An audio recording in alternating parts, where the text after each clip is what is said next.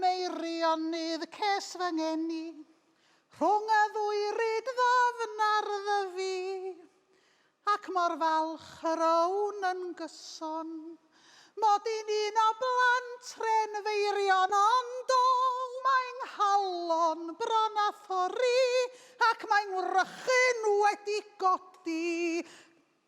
Bym yn credu rioed yn gyson, mod i'n un o bobl Meirion. Sir Feirionydd, sir y siroedd, sir sy'n agos iawn i'r nefoedd, ac mi ddwedaf heb un rhagfarn.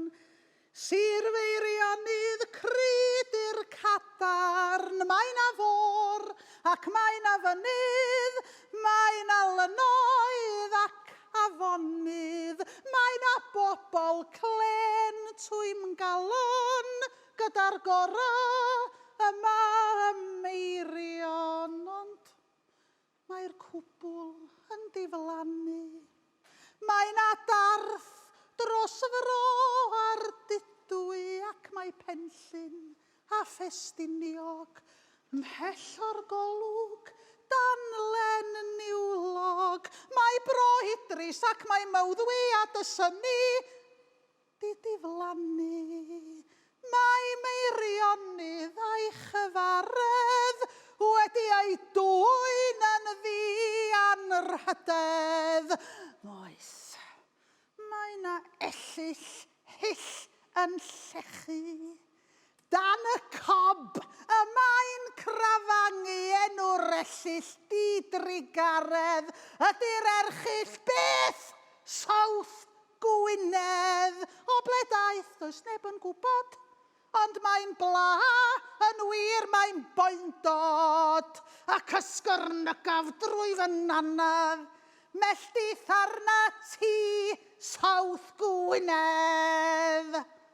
Rwan, pe tawn ni yn gadael Meirion mewn camper fan am Aberdaron, mynd am lun yr awn, mae'n rhyfedd.